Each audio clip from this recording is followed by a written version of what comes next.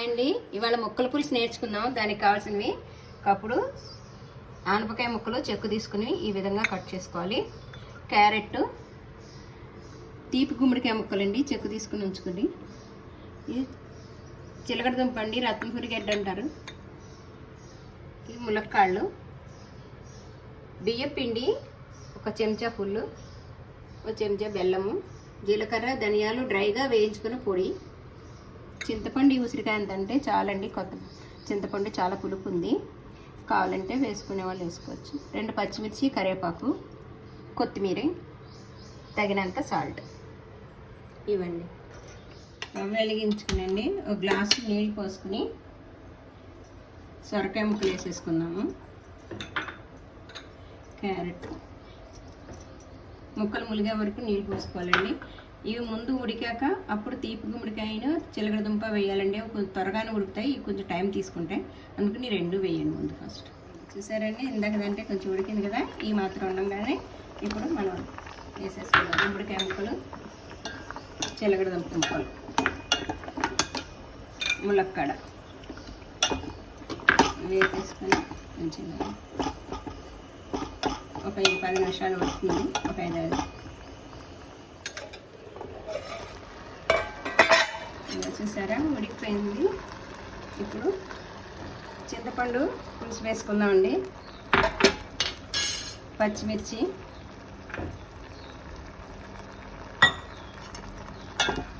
ఇప్పుడు ధనియాలు, జీలకర్ర పొడి, కొంచెం ముక్కల్లో ఉడికిపోయింది కాబట్టి కొంచెం నీళ్ళు పోసుకున్నాము. ఇది అడిగి పైకి కలుపుకోవాలండి. మీరు తక్కువ పులుపు తింటాము, మీరు ఎక్కువ తింటే కనుక వేసుకోవచ్చు. చింతపండు వేడి నీళ్ళు వేసి పండు చూపించాను కదా, గుజ్జు చేసేసుకున్నాను.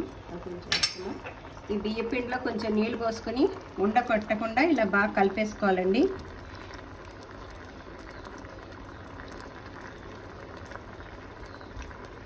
ఇలా చేసుకుని పోసేసుకోవాలి.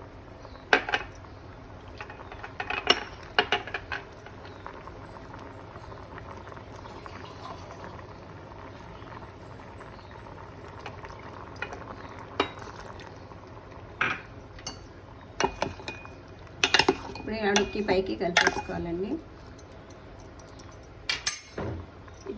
మనం బెల్లం వేస్తాం కదా, బెల్లం పొడి.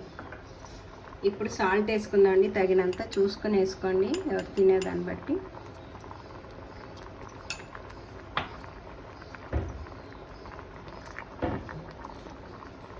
కొంచెం కారం వేసుకుందామండి.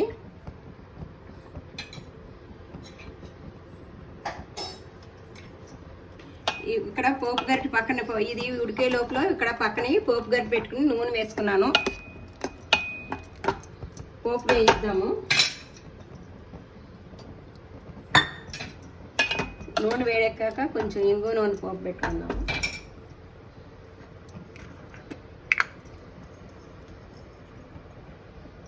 ఇది ఇంగువన్నీ.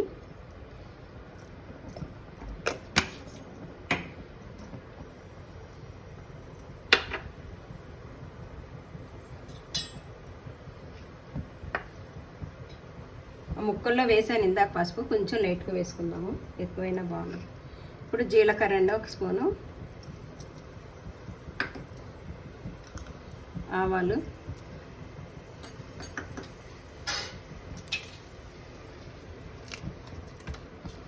ఎండుమిర్చి,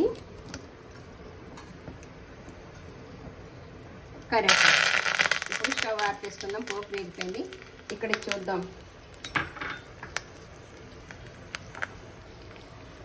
ఈ పులుసులో పోపు కలిపేసుకోవాలండి. కాగిపోయింది చూసారా, ఇలా ఉండాలన్నమాట. బియ్యపిండి వేసాం కదా, ఈ విధంగా చిక్కగా వస్తుంది. బియ్యపిండి అయిపోతే పలచగా ఉంటుంది అనమాట. ఈ పోపు ఇలా కలిపేసుకోవాలి. స్టవ్ ఆపేసి బౌల్లోకి తీసుకోవాలండి.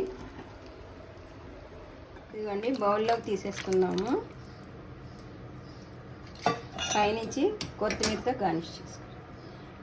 ఇది ముద్దపప్పులో బాగుంటుందండి. ఉట్టిపప్పు, కలగలుపు పప్పు కాకుండా ముక్కల పులుసు నంచుకుంటే బాగుంటుంది. వేడివేడి అన్నంలో ముక్కల పులుసు మామూలుగా నెయ్యి వేసుకుని తినచ్చు, ఉట్టిపప్పులో తినచ్చు, కందిపొడిలో కూడా నంచుకుని తినచ్చండి. ముక్కల పులుసు చాలా బాగుంటుంది. ట్రై చేసి చూడండి, షేర్ చేయండి, లైక్ చేయండి. కామెంట్ సెక్షన్లో తప్పకుండా తెలియచేయండి. Thank you.